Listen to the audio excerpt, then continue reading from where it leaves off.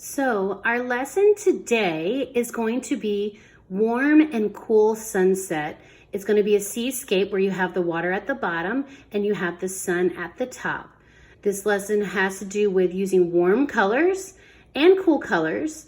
Where do you see the warm colors in this painting? Where do you see the cool colors? Let's go ahead and get started and have some fun.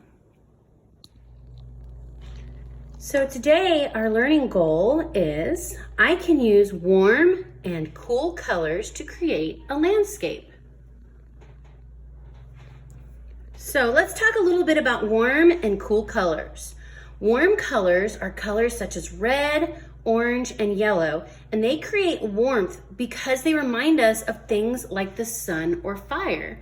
Can you think of other things that are warm that would remind you of those colors? The other colors are the cool colors, such as green, blue, and violet. And remember, violet's another word for purple. And it creates a cool feeling because they remind us of things like water or grass. What else can you think about that is green, blue, or violet that is cool? And that's why they're called the cool colors. When you use these colors in paintings and pictures and drawings, they remind us of those feelings. They make us feel cool. They make us feel warm. So the materials you're going to need today is a paper and pencil. I am also going to be using paint on mine. I'm going to be using some acrylic black paint and some watercolors in all different colors using the warm and cool colors. That's optional. If you don't have paints and you still want it to be colorful, you can easily use crayons or colored pencil for the steps that I show you. Okay, so for the very beginning of the warm, cool sunset lesson, we actually aren't using any color. We're gonna start with some lines. Most of them are curvy, but we have some diagonal and some horizontal and some that are vertical. Those should sound familiar to all of you. So what we're going to do, we are going to start with some wavy lines.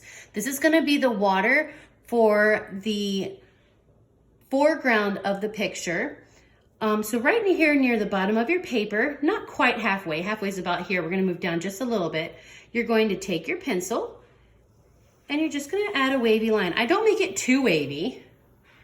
And it's gonna go all the way across your paper. I wanna do a few more lines underneath, and you can kind of make them any way you want. These are gonna be the waves where the sun is going to be coming out of the horizon. So I have about 3. If you add one more or one less, that's okay. Now the next step is a little bit more tricky. It's gonna be the curve for the sun. If you feel really confident, go ahead and draw that. If you need a little help, you can find a stencil, probably in your kitchen. You have to ask your parents. But I found this lid, and what you can do is you can lay it where the sun's supposed to go, however how you want it to go, and you start by tracing around from the top wave, and I go all the way around, and then when I hit the other side, I stop. So now I've got a nice sun.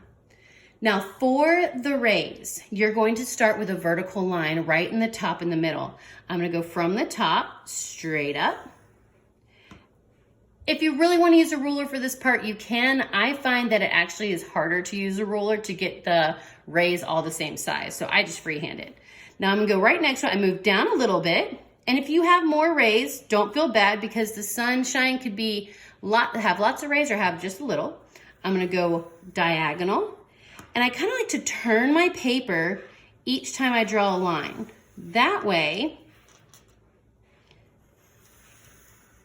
it all stays straight. I think I'm gonna do one more down here. Then I start back at the middle, turn my paper this way, and do the same thing on the other side.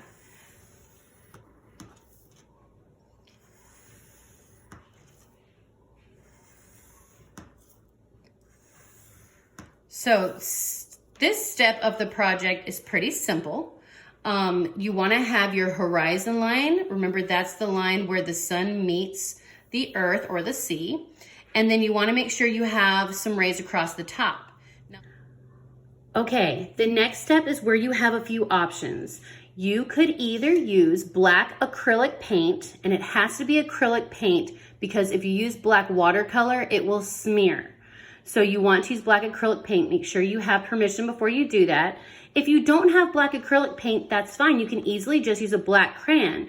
What I'm going to do is outline all of my pencil lines. So I could either use the acrylic paint to paint the outline or use the black crayon. If you use the black crayon, make sure you push down hard because it's going to keep the colors in the right sections. So figure out which one you can use and let's get started. Remember, I'll be using the black acrylic paint.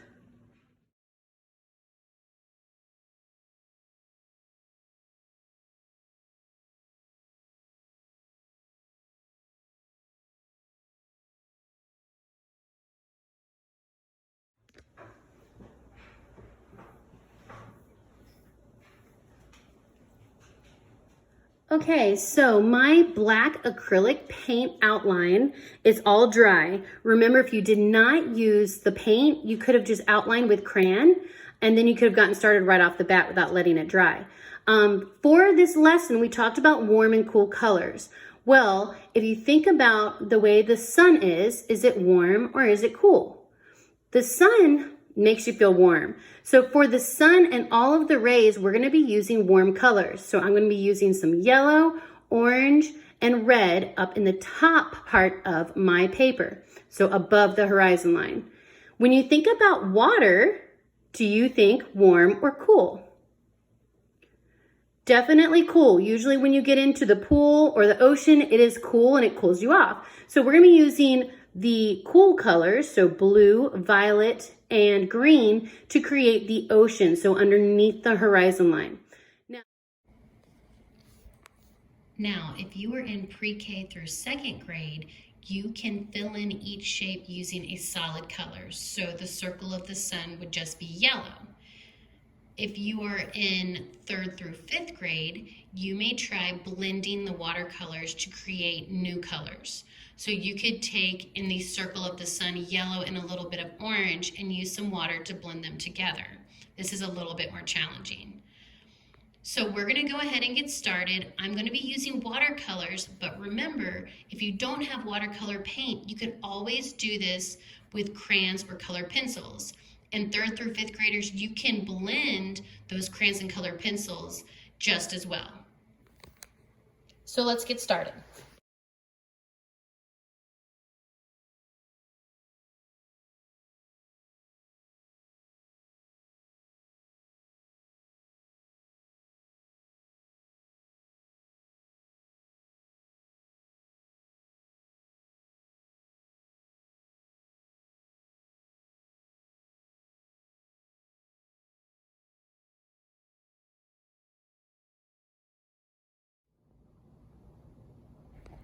I hope you all enjoyed this lesson. It was a lot of fun. Remember to use those warm and cool colors in your artwork. See you soon.